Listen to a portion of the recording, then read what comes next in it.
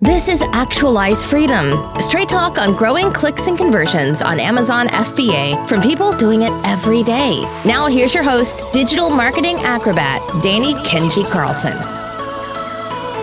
What's up, guys? Danny Carlson here with the Actualize Freedom podcast. And today we have on a man I've been wanting to interview for quite a long time. If you have been in the Amazon space for any amount of time, you've surely seen him. He is the CEO of Viral Launch. He has probably more experience than just about anyone out there when it comes to what actually ranking is on Amazon. Like, what is the actual data show when it comes to what drives sales on Amazon, what drives a ranking on Amazon. And he just built a really impressive company over the last little while. If you guys are watching on video too, you see this massive office right behind him there where there is 70-something employees just ferociously working on trying to figure out what is working for Amazon sellers today. So, and the last thing I'd like to mention is he is 26 years old, guys. 26 years old, running a multi-million-dollar company helping Amazon sellers. So I'd like to welcome to the podcast, Mr. Casey Gauss. How's it going, man? Hey, Danny. That was an elaborate intro, and hopefully I can live up to that. Well, I mean, you certainly haven't disappointed us so far. So maybe let's just start out with Viral Launch. You guys have been on an incredible growth trajectory, especially over the past couple of years, and released so many software products that have been, in my opinion, some of the leading software products that I've seen out there, not just some BS tools, right? So what has that journey been like going from a small company into the 70-employee giant office company you are right now? Yeah, dude, it's like, in growing, you always hit these periods where it's tough and you have to adapt. So we launched Product Discovery, which is one of our product research tools. And I think we had 3 or 4 customer service people, and we just got massively hit with this wave of new customers. And our response time was maybe 2 to 4 days. It was just ridiculous. It was terrible. But, we get some systems in place. We hire some more people. And now our average chat response time is 4 minutes. Our average email response time is 4 hours. So same with hiring people. You go through these waves of growth, and you things aren't set up well, and you figure it out. You work through it, and you're set up better until you get to that next phase. But yeah, definitely the number one thing I would have to say is learning experience all the way. That's awesome. And you have a YouTube channel as well where you kind of showcase a lot of this stuff behind the scenes, right? Let people know kind of a little bit about that and where they can find that. Yeah, I just like to think, so it's just Casey Gauss on YouTube, but I kind of think if Mark Zuckerberg or Bill Gates had, vlogged their entire growth from, inception to billion-dollar company, I'm not saying Viral Launch is on that same trajectory, but people would watch that. That would be so interesting, and you could learn so much about that growth. So in my smaller scale, I'm trying to do kind of the same thing. I love it, man. I certainly have seen a bunch of those episodes. They're very interesting to me as someone who's watched the company grow. So you are someone who has a unique position in that you see so much data when it comes to Amazon. You guys have done thousands and thousands of launches. Maybe you can tell us the exact number just for scale in a second here. But you're in a unique position to see the changes as they happen on Amazon, right? So recently there's been the rumor mill has been a buzz with, are the discounted promotions working anymore? Are the two-step URLs not working anymore? What is basically, can you cut through the confusion for us? What are you seeing with your data here at Viral Launch? Yeah. So obviously I kind of have a biased perspective. And so I do want to say giveaways are a really small portion of what we do now. It's less than 10% of our revenue. So maybe not as biased as you may think, but yeah, let's just jump into it. So about a couple months ago is when I saw this. Well, actually, I want to stipulate, probably every 3-4 months, you see new drama with giveaways. This has kind of been the trend for the last 3 years or so. And so we were due for some more drama, except this time it's quite a bit different. Typically the rumors I felt were a bit unfounded. This time there's definitely some substance behind it. So about 2 months ago, 6 to 8 weeks ago, we started seeing, first it was on Facebook and it wasn't related to our users, but we saw people getting hit with these emails related to sales manipulation. Now, I had always seen sales rank manipulation, but never this language of sales manipulation. And what was so interesting was there was such a difference in who was being affected. Now, the first person I saw get affected by this was someone who was running Facebook ads. They were using a canonical URL, so a direct URL, no keywords or anything like that, no timestamps. And they only gave 30 coupons over like a 7-day period. So this is like a minimal promotion and at 70% off. So anyways, they were suspended. And they kind of came to this conclusion that they thought there was something wrong with the coupons, and Amazon may have thought that they were trying to drive fakes, or that they were trying to drive basically add to carts with bad coupons. So then we actually saw some viral launch users impacted. But again, these people had issues with their coupons. Some of them were having friends and family purchase. So it was very difficult. And it was only a couple people, while at the time we're running like hundreds of launches a day. So fast forward to about 2 weeks ago. And, we're trying to get as much information from Amazon as possible. More people are talking about it in the Facebook groups. We've seen more people, but like, again, there's so many different scenarios here. So we have a seller who gets a warning email and we say, hey man, you might want to back off and stop running promotions. He continues running his promotion, gets suspended, submits it in his plan of action that he will stop asking people for reviews. And so they reinstate him. So, okay, maybe it's review related. And we again say, hey, probably want to hold off on running promotions. He's very adamant about it, runs promotions, and then gets suspended again. And his Amazon rep, kind of pointed him towards this sales velocity limit. So a sales velocity limit is something that has been around for a while. It was largely around merchant fulfilled orders, but is now like being enforced differently. And so after this example, some other examples, and just conversations with Amazon, what we believe is happening now is it's not at all related to the URLs. It is almost exclusively happening to new accounts. And Amazon has this concept in place called sales velocity limits. And basically, if on a new account, well, I guess on any account, if you exceed this sales velocity limit that Amazon has on your account, it's at an account level, not a product level, in the back end, then it triggers a manual review. Now, if you've been selling for a while and you have some decent volume coming through, those sales velocity limits are very high. If you are a new account or an account that has basically sold nothing over the last 6 months, 12 months, then coming in and running a promotion, we've seen it with as little as 10 coupon sales, it triggers a manual review. Now, again, so this is why it's happening to almost exclusively newer sellers. And during this manual review process is when everything else turns up. So this is where Amazon finds that you are asking for, you're biasing the customer in the way that you're asking for a review. So you're saying, if you had a good experience, leave us a review. If you had a bad experience, contact us, right? So you'll get flagged for that, but still under the sales manipulation.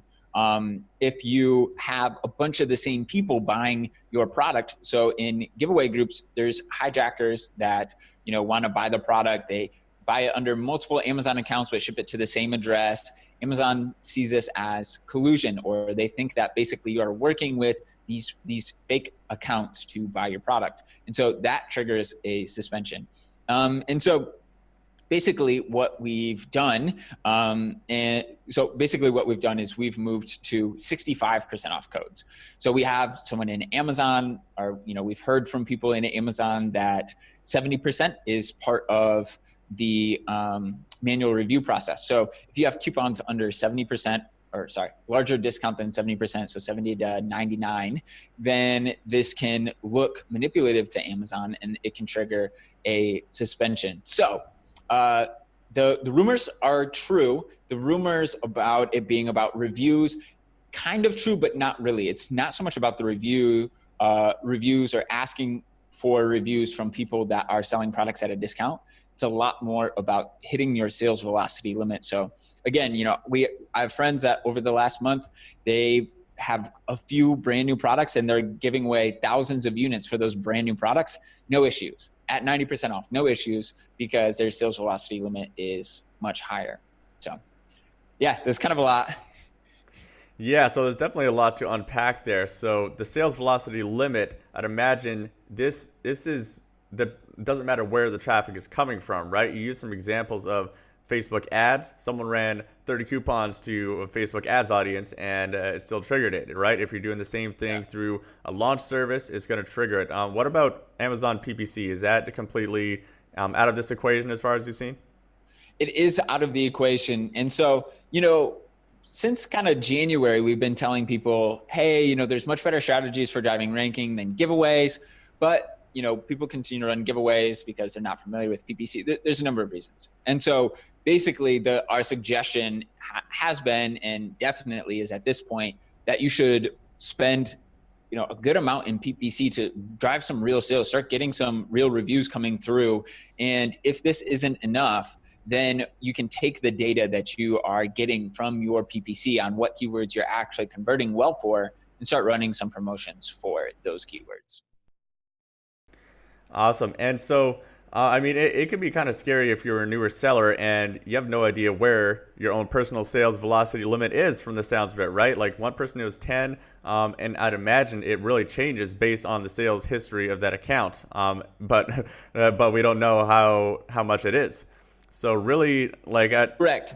What would you recommend as for if I was a new seller and I wanted to run a promotion? What kind of precautions would you take, or would you just completely not do a promotion if you're a newer account? Yeah. So my suggestion, if you're a newer account, then definitely focus first on PPC.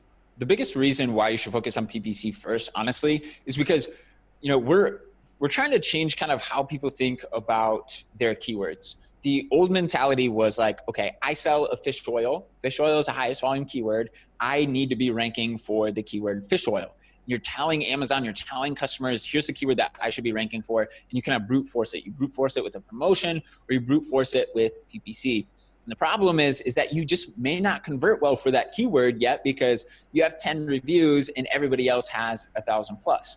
Or right now you haven't figured out that equilibrium price point where you're going to maximize conversions. And so, or you don't have the sales history to help you to sustain that ranking. And so we're all about using PPC to identify what keywords are you converting well for at your current state. So with your 10 reviews and at your current price point, gaining that data. And in the meantime, you're getting sales and you're getting reviews. And then if you want to accelerate things, then you can take that keyword or those keywords. If you're not moving fast enough just through PPC, which a lot of times you will, then you can go and run a promotion.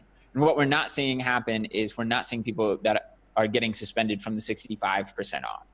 So you can go run a promotion with 50% off, 60% off, 65% off, whether it's through Facebook ads or a service like Fire Launch. And you already have some sales, legit sales coming in or full price sales that Amazon can track through PPC, but also above the 70% threshold seems to be okay. At least the data that we have right now when it comes to suspensions. Awesome. And so is it basically what you're seeing is that it is all about this sales velocity? It is not about a specific keyword. Like if you did run a launch for a keyword that wasn't as related, that you're not already getting sales through, it is just purely based on the velocity? Yeah, we haven't seen anything related to keywords. Again, we've seen people that aren't targeting any kind of keywords and they've been hit with this as well.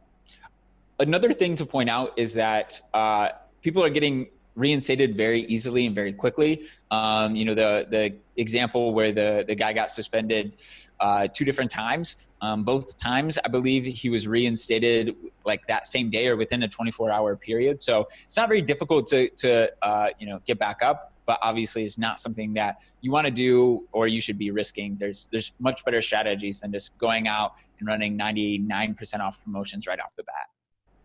Totally. And no one wants to wake up and see that email subject line was suspended in it from an Amazon.com email, right?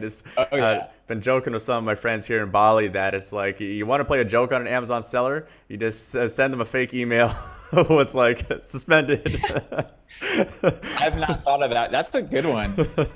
Yeah, play a sick joke on your Amazon seller friends right there. So obviously PPC could take up an entire podcast interview and a half by itself. But maybe let's just touch briefly on someone, they're convinced they want to use PPC to help launch their products, but it's a little bit different than a product launch, right? It's not a wham, bam, thank you, ma'am, just like aggressively get it launched and ranked like a product launch might be. So like what can people expect if they are setting up a brand new PPC campaign for a brand new product? Like how long is it going to take them to get results? And how does that really differ from the brute force approach? Yeah. So the two biggest mistakes that I see people make with PPC is one, the old methodology of ranking with PPC, because, we've been talking about ranking with PPC for the last few months. And one thing that I hear a lot is like, oh, this is old school. People have been doing this for so long. But the problem is that the old strategy was thinking that, so we all know that sales help to drive keyword ranking. Like this is nothing new. Even if you're a beginner, you probably are aware of this. So the old methodology of thinking here was that, okay, well, if I sell a fish oil, I just need as many sales through the fish oil keyword as possible, and that is going to help me to maximize my rank.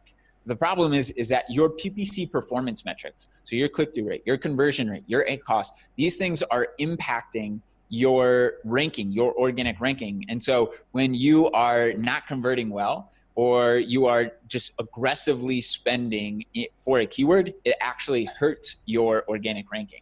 We've seen this so many times. Like when we first started trying to drive keyword ranking with Amazon ads, we would go from bottom of page 1 to bottom of page 2, or middle of page 2, because we were bidding so aggressively and we were trying to spend so much money just to get the sales, to get the keyword ranking.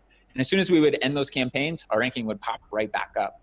And so the old strategy of trying to brute force your way just doesn't work. So that's mistake number one, is just trying to brute force your way to a keyword. And then number two is having these massive manual campaigns. So the biggest strategy that I see people using is they go do their keyword research. They find 50 keywords that are relevant, that competitors are using, you name it. And they go put it in one manual exact match campaign. And they say, I need to get ranking for these keywords. I need to get sales for these keywords so that I can get ranking. And they just go at it. And the problem is that the way it works, let's say you're selling a fish oil again. Well, your highest volume keyword is going to be getting the majority of the spend, the majority of the budget. So if I have $100 a day, $80+ might be going to that fish oil keyword. And it's probably pretty expensive and pretty competitive. So you probably aren't going to be delivering super well for that. Your ACoS might be, let's say your break-even ACoS is 40%. You're trying to run at break-even, but your fish oil ACoS might be 50%. And you'll have a bunch of keywords that are delivering at 5%, 10%, 20% ACoS, but just increasing the bid doesn't allow you to get more traffic there and more of the budget there. So what you need to be doing is the way that we run this is we set up separate exact match campaigns for keywords that are performing well. Now we don't just go do our keyword research and, of our 50 keywords, go create 50 exact match campaigns. We test these keywords out first. But what this allows you to do is it allows you to give exactly as much budget to each keyword as is necessary. So you can take a keyword that's delivering very profitably and scale that up and continue to get a lot of profitable sales. Whereas in your massive campaign, the majority of sales are going to less efficient keywords. So those are my two biggest tips or biggest mistakes that I see people make. We can go deeper if you'd like. This podcast is brought to you by Kenji ROI, a complete done-for-you service for your Amazon listing creation and optimization. Everything from product photography, including lifestyle images with a real model, graphic design images and studio images, to the copywriting and keyword optimization, to videos and enhanced brand content if you're lucky enough to have brand registry. We also manage marketing when it comes to Amazon ads. And also, for some bigger sellers out there who might be interested in building a messenger list, we offer services creating the ManyChat funnels to follow up with customers for more reviews, to help build your own audience that you can launch new products to, help rank for new keywords, and there is Facebook ads management built into that as well for the right sellers. So if you want to learn more about Kenji ROI, head to KenjiROI.com. That is actually my middle name, Kenji, with the ROI added onto the end. Yeah, and that's super, super helpful. I'd also like to talk about, how long really would it take to get a profitable campaign set up, right? Because like you said, you're not going to be able to just necessarily be like, hey, I choose these keywords, I want to rank for these keywords, let's just put a bunch of spend in there and make the ranking happen, right? It does a lot of things you really don't have full control over, unlike Google Ads, where you put your budget at $1,000 a day, they're going to spend that $1,000 a day. Like they're going to take your money, right? Amazon Ads is a little different. Yeah. So in terms of seeing good results, it's really dependent on the maturity of your product. So like the more reviews you have, the more sales history you have, the easier it's going to be and the faster generally you're able to see results. If you have a brand new product, it's typically going to take longer. So the way that so in terms of just answering the question around timeline, in order to start seeing like actual profitable sales, a lot of times you can do that. You have a good product in a not super competitive market, you can start seeing those profitable sales come in the first week or two. But to really scale things up, it's usually around the 3 to 5 week mark where things really start kicking in at volume and you're really able to scale. And a lot of times our approach is if we're selling a fish oil, we don't target that fish oil keyword for a long time because, it's going to be very expensive and very competitive.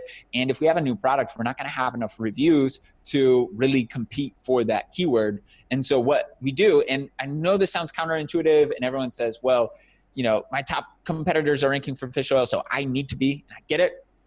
But so often are we able to drive a significant amount of organic sales because we get ranking for so many low and mid volume keywords that we're able to rank for the keyword fish oil without even targeting it, just because we built our listing well and we're driving so many organic sales. So we really focus a lot on these low and mid volume keywords, on keywords we know that we can rank for, on keywords that we know that we can compete well for.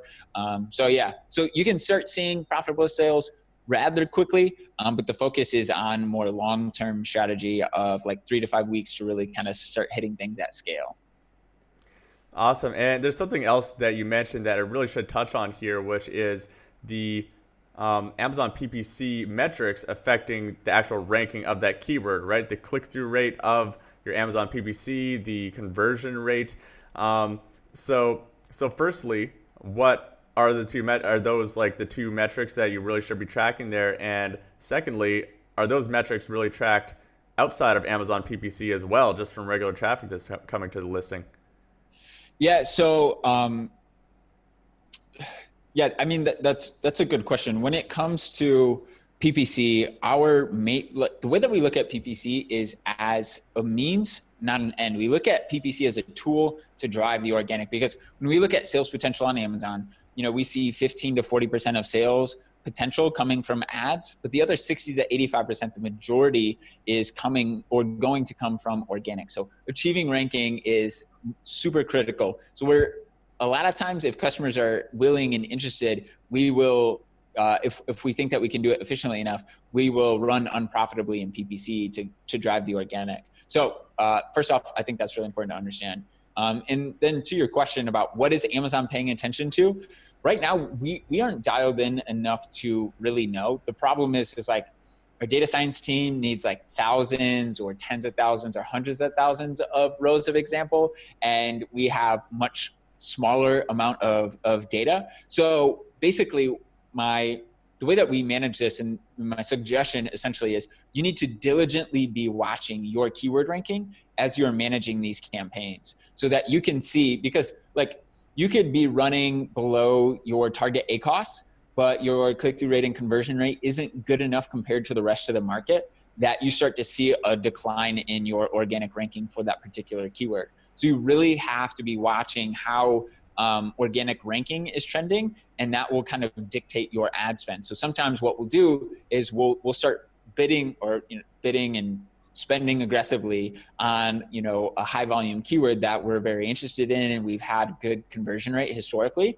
But then we'll start to see our organic ranking start to trail off, and then we'll back that down and just make it really profitable traffic, and then we'll see that ranking start to increase again.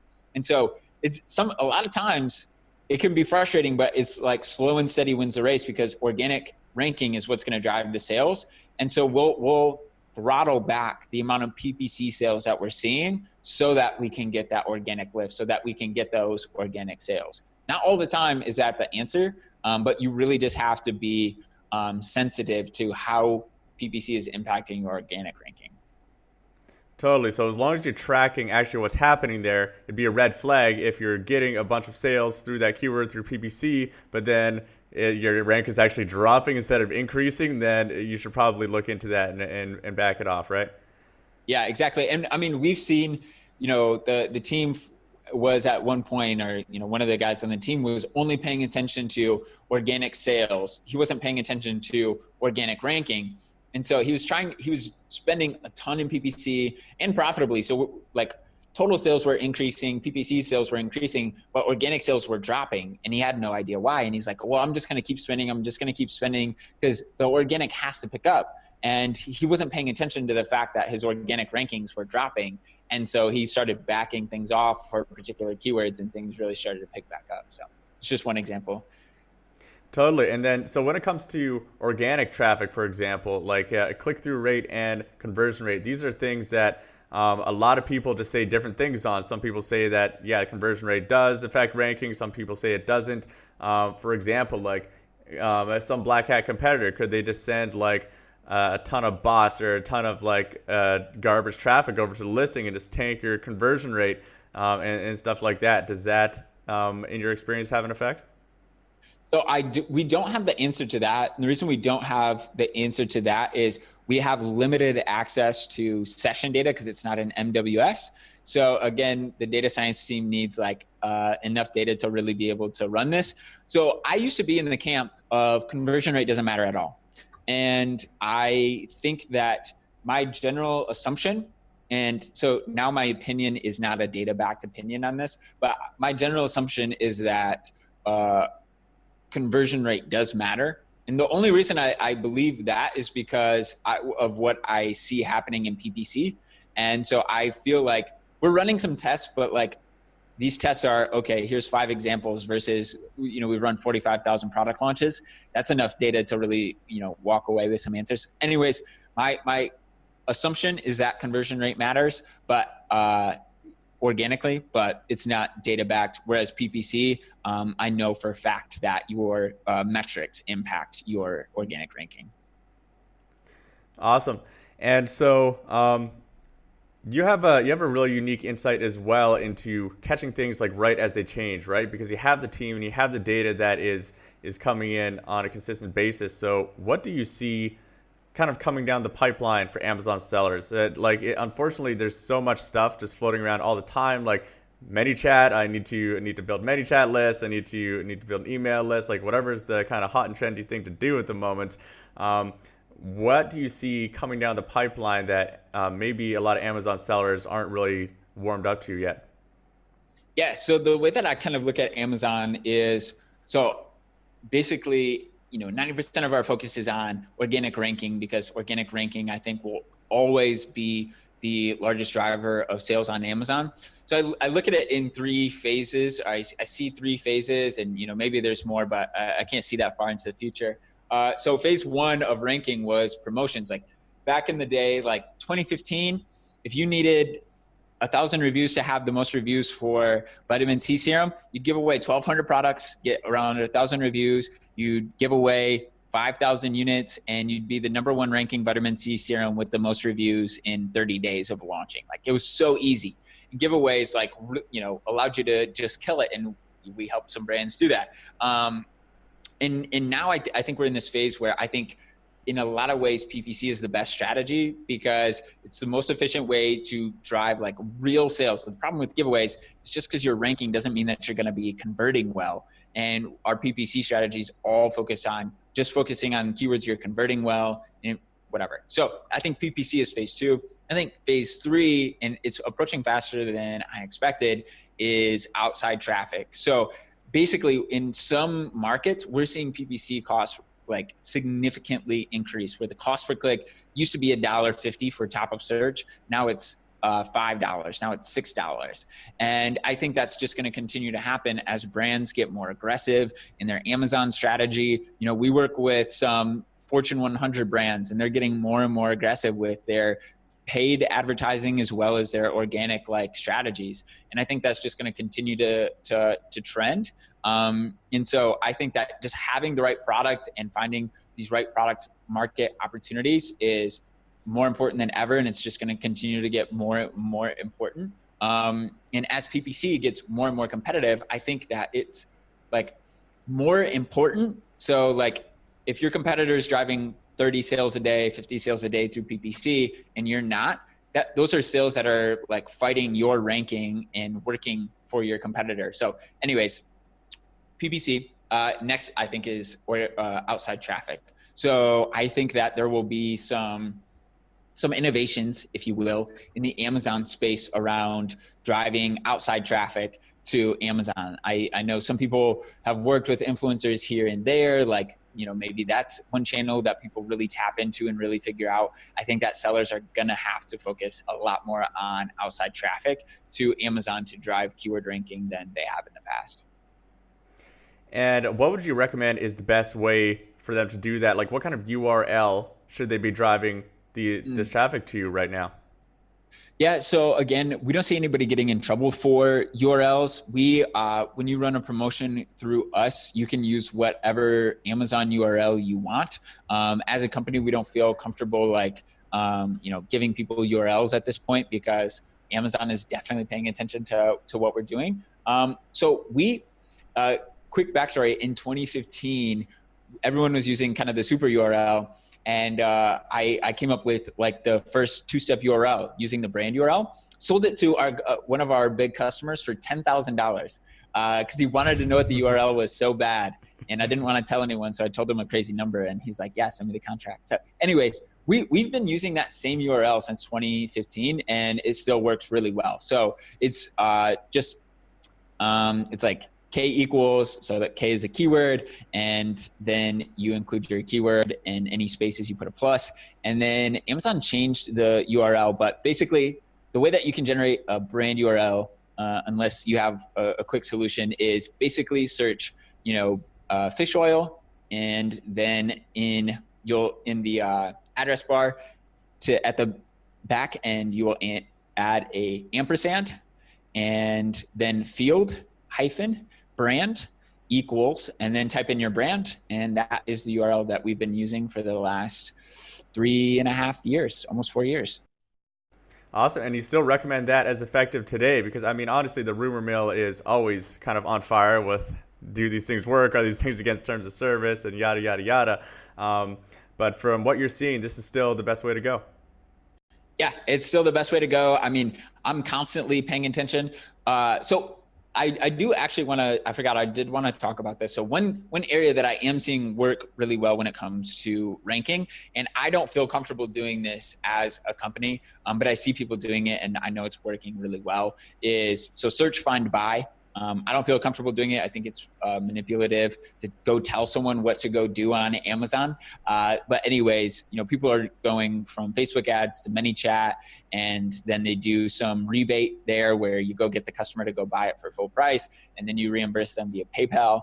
And so if you're selling a fish oil, you would, if you're ranking in the top 1, 2, or maybe even 3 pages, then you'll tell them, hey, go search fish oil. We're on the top 3 pages. Look for this product. And you show them the image and send me your order ID afterwards, and I'll reimburse you via PayPal. And some people are doing that and it's working super, super well. Again, I think the rebates like that are against terms of service or easily could be interpreted as such, but I know a good number of sellers are doing it and it's working really well. Awesome. And do you know of any cases where people have been suspended or gotten in trouble for the rebates? I don't. My suspicion is what's going to happen is just like the review services in 2016, like everyone was doing them. I didn't feel comfortable doing them, but everyone was doing them. No one was getting in trouble. And then one day Amazon said no more. And so people quit, and the people that were doing it didn't get in trouble. And I think that's exactly what's going to happen here. It's so difficult for Amazon to know that someone is doing this if you're rebating them through PayPal, and if someone is just going on Amazon searching and then finding the product and purchasing. So my suspicion is that at one point Amazon's going to take a stand against it and say, we are not okay with this, or we don't like this. And some people are going to quit. Some people aren't, because it's going to be pretty difficult to track. But yeah, to answer your question, I don't know anybody that's gotten in trouble for using a URL, using search, find, buy, or using rebates. Awesome. Absolutely great insights. And one last thing I'd really like to talk about is reviews. There definitely is confusion surrounding reviews. Like, what kind of percentage discount can you give right now to actually still get a review? Like, should you follow up with people of a certain discount and ask them for a review, or is that going to get you suspended? A lot of people are really concerned about this. What are you seeing as far as reviews right now? Yeah, so what I am seeing, and we don't spend a ton of time in reviews. Frankly, we see it as kind of like this untouchable area for the company, because Amazon is like so strict on reviews, and reviews are like the only area where I've seen someone really get in trouble. I mean, I've seen people get suspended for all kinds of stuff, but it's very easy to come back from that. I've only seen a couple people get banned because of review related activity. So anyways, what I see working really well is still product inserts to ManyChat flow to drive reviews. It's working really well. Or you could just send them to your website and offer them. You typically offer them something for free. So if you sell a supplement, then send them a sample pack of a similar supplement, or send them a sample pack of your existing supplement, so they get some extra servings or whatever. So the way to get that is they have to go to the website. That's what I see working the best for reviews. But not everyone is comfortable with that. I think that at some point Amazon may crack down on that, but we'll see. And in your product insert, you don't specify that it's for reviews. You say, hey, interested in getting a sample of, if you sell pre-workout of our BCAAs or our creatine or whatever, go to this link. They go to the link, and then you get their information to send them the free product. You ask them for a review once they put that in there. And then you email them once you send it out. And then after they receive it, then ask them to leave a review on the original product. Working really, really well. People that are doing search, find, or rebates and search, find, buy, if you have them in ManyChat, you can ask them to go and leave a review, although it's probably not smart to ask everybody to leave a review. And then there's always the email follow-up sequence. So in terms of asking people that, get the product at a discount for a review, I don't have like definitive data on this. I don't think that anybody is getting in trouble for doing it if you're doing it properly. I think there was a lot of confusion around the sales velocity limits, and a lot of people thought that people were getting suspended because they were asking for reviews. And there's so many false positives. I understand why there's this confusion, but I don't believe that is why. And so you can, even on a discount, whether it's 10% off or 80% off, you can still have reviews left from the customer, but they will be unverified. I don't know what the limit is for that product to be verified. I've heard some people say that any discount, so even running, lightning deal, 20% off, the review will not be verified. We don't typically run at those kinds of discounts, so we don't know. I don't know. Yeah, and you touched on a good point there, is that there are so many false positives whenever something like this happens, that all the Facebook groups and a bunch of influencers out there will just start saying stuff based on what they've seen, and like what they've seen, that's not wrong. Like, that's their experience and that's kind of the data that they have, but it's a really small subset of data that they then have to just draw conclusions based off of, right? So you're going to hear all sorts of different stuff. This episode was super, super valuable to help cut through a lot of that, because, most of what you talked about today, you guys are speaking from a very large amount of data that you guys have seen over the long term, not just like your one seller account and then your one buddy, right? Yeah. So I think that's really important for people to really be cognizant of when they're cruising these Facebook groups. Yeah, I appreciate it. Awesome, Casey. Well, it's been so good having you on here, man. I've been wanting to interview you for a while. I think you do put like a lot of thought into all of the different things that you're putting out there, which is really good to see in the space. You're not just putting out content and information that is like just trendy or is just based on small stuff. Like you're putting it out there based on what you're really seeing and stuff that's going to help Amazon sellers. So on behalf of everyone listening, I'd like to thank you for an awesome episode on the Actualize Freedom podcast. And if people want to reach out to you or learn more about you, where can they do so online? Probably my personal Instagram, or if you shoot me a message, I'm very likely to get back to you there. You could try Facebook. I just have a lot of people reach out, so I'm not always the best, but I'm trying to get better. I said trying to get better at Facebook. That is the stated goal of Casey Gauss in 2019. That's funny. I love it, man. Well, thanks for joining us, guys. And if you want the show notes of this episode, check them out on actualizefreedom.com. And if you haven't already, please leave us a review on iTunes or Stitcher. We really appreciate your feedback. Leave a completely biased 5-star review, please. This isn't Amazon, so I can just ask you for that. Or a 1-star review if you really don't like me asking. But anyways, really appreciate it if you do. And once again, Casey, thank you so much for joining us, man. It's been a pleasure. Dude, thank you so much for having me. I really appreciate it. This podcast is sponsored by the Helium 10 suite of tools, and we at Kenji ROI have been using Helium 10 for more than 3 years now. They have so many tools packed into one, I don't think that there's a better value, and we use it all the time for ourselves and our clients, so we can actually recommend it from real experience. We use their keyword tracker to see how our product launches are doing, the keyword indexing tool to ensure that you're actually showing up for your main keywords. Super, super important step right there. And also Magnet and Cerebro, a really powerful combination for finding keywords your competitors are using or just finding new keywords to put into your listing in general. You should be using this on, at least a monthly basis to see if any new keywords are coming up, because new searches are coming up all the time, guys. Like people are searching on Google. I forget the number, but a huge percentage of those searches are brand new, never been done searches. So if you guys want a discount code, you can use 50 Kenji ROI for 50% off your first month of Helium 10, or 10 Kenji ROI for 10% off for life. So that's a pretty good discount. You might as well. We use them and recommend them for years. So if you guys need that, you guys will definitely get good value out of Helium 10. For show notes and resources mentioned in this episode, visit kenjiroi.com.